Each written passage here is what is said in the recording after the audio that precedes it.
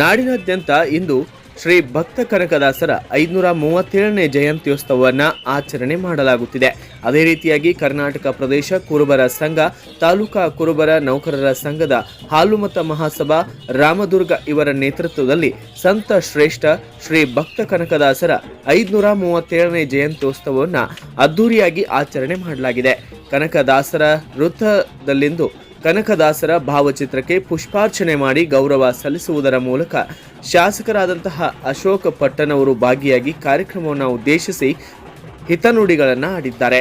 ಕನಕದಾಸರ ಮಾರ್ಗದರ್ಶನದಲ್ಲಿ ನಡೆಯಿರಿ ಎಂದು ಹೇಳಿದ ಶಾಸಕರು ಎಲ್ಲ ಸಮಾಜದ ಮುಖಂಡರಿಗೂ ಕಾರ್ಯಕ್ರಮದಲ್ಲಿ ಪಾಲ್ಗೊಂಡಿದ್ದಕ್ಕಾಗಿ ರಾಮದುರ್ಗ ಶಾಸಕರಾದಂತಹ ಅಶೋಕ್ ಪಟ್ಟಣವರು ಧನ್ಯವಾದಗಳನ್ನು ಸಲ್ಲಿಸಿದ್ದಾರೆ.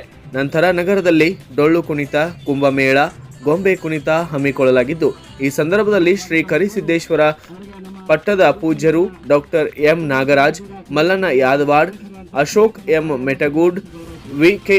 ಜಡಗನ್ನವರ್, ಪಡಿಯಪ್ಪ ಕ್ವಾರಿ, ಪ್ರದೀಪ್ ಪಟ್ಟಣ್, ಬಸವರಾಜ್ ಐನಾಪುರ, ಈರಣ್ಣ ಗುಡದಾರಿ, ಡಿ.ಎಂ. ಜಂತ್ಲಿ, ಸಿದ್ದು ಮೋಟೆ, ಸಿದ್ದಪ್ಪ ಮಕ್ಕನ್ನವರ್ ಮತ್ತು ಕುರುಬರ ಸಮಾಜದ ಮುಖಂಡರು ಕೂಡ ಭಾಗಿಯಾಗಿದ್ದರು. ಈ ಕಾರ್ಯಕ್ರಮದ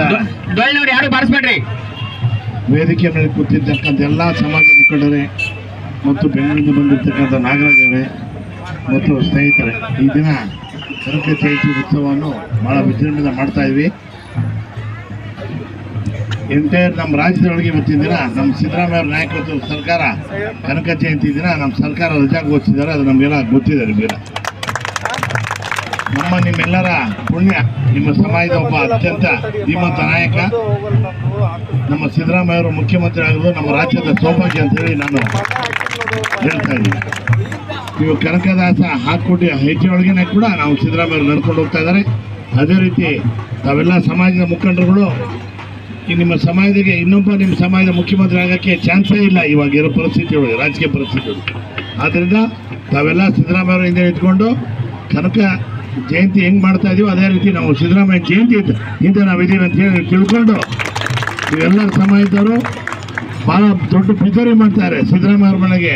ಇಷ್ಟು ವರ್ಷದಿಂದ ಒಂದು ಕಳಂಕ ರಹಿತ ಸಿದ್ದರಾಮಯ್ಯ ಅವರು, ನಿಮಗೆಲ್ಲ ಗೊತ್ತಿದೆ. ಯಾವುದೇ ಪಾರ್ಟಿ ಒಳಗಿದ್ದು ಕೂಡ ಎಲ್ಲರಿಗೂ ಗೊತ್ತಿದೆ ಸಿದ್ದರಾಮಯ್ಯ ಅವರು ಭಾಳ ಕಳಂಕ ರಹಿತ ನಾಯಕ. ಅಂಥ ನಾಯಕರ ಮೇಲೆ ಒಂದು ಇಲ್ಲಸಲ್ಲದ ಆರೋಪ ಹೊಡಿಸಿ ಅವರನ್ನ ತೆಳಗಿಳಿಸ್ಬೇಕು ಅಂತ ಮಾಡ್ತಾ ಇದ್ದಾರೆ. ಅದನ್ನು ತಾವೆಲ್ಲ ಅವ್ರಿಗೆ ಇಳಿಸಿದ್ರೆ ದೊಡ್ಡ ಕ್ರಾಂತಿ ಆಗುತ್ತೆ ಅಂತ ಸಿದ್ದರಾಮಯ್ಯ ಹೇಳಿದ್ದಾರೆ. ನಾವೆಲ್ಲ ಅವರನ್ನು ಬೆಂಬಲಕ್ಕೆ ನಿಂತ್ಕೊಂಡು ಅವರೇ ಮುಖ್ಯಮಂತ್ರಿ ಆಗಬೇಕು ಅಂತ ಕಂಟಿನ್ಯೂ ಮಾಡಬೇಕು ಅಂತ ಹೇಳಿ ಕನಕ ಜಯಂತಿ ಹಾಕಿಕೊಂಡಿದ್ದಾರೆಗಳಿಗೆ ತಾವು ಕೂಡ ನಡೀಬೇಕು ಅಂತ ಹೇಳಿ ಕೈ ಮುಗಿದು ಕೇಳ್ಕೊಂಡು ಎರಡು ಮಾತು ಮುಗಿಸ್ತೀನಿ. ನಮಸ್ಕಾರ.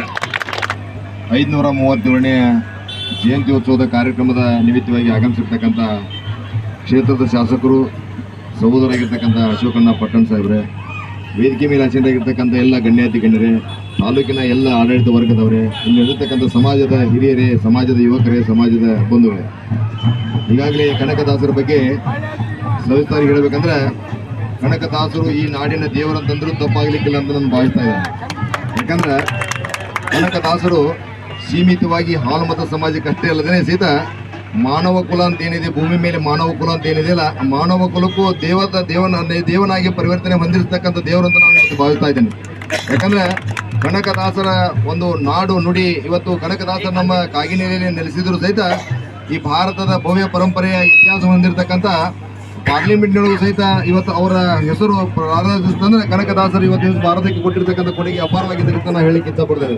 ಅದಕ್ಕೆ ದಯವಿಟ್ಟು ಇಲ್ಲಿರ್ತಕ್ಕಂಥ ಎಲ್ಲ ಮಹನೀಯರು ಮತ್ತು ಮಾತೆಯರು ಕನಕದಾಸರ ಆದರ್ಶ ತತ್ವಗಳ ಮೇಲೆ ನಂಬಿಕೆಯನ್ನಿಟ್ಟು ಕನಕದಾಸರ ಮೇಲೆ ಇರ್ತಕ್ಕಂಥ ಪ್ರೀತಿ ವಿಶ್ವಾಸವನ್ನು ಪ್ರತಿ ವರ್ಷವೂ ಮಾಡಲೇಬೇಕು ಅನ್ನುವಂಥ ಸಂದೇಶವನ್ನು 537ನೇ ಜಯಂತಿ ಉತ್ಸವದಲ್ಲಿ ಪಾಲ್ಗೊಂಡಿರ್ತಕ್ಕಂಥ ಎಲ್ಲರಿಗೆ ಧನ್ಯವಾದ ಹೇಳುತ್ತಾ ನಾನು 4 ಮಾತು ಮುಗಿಸ್ತೀನಿ. ಜೈ ಜೈ ಕನ್ನಡ ಬಂತು.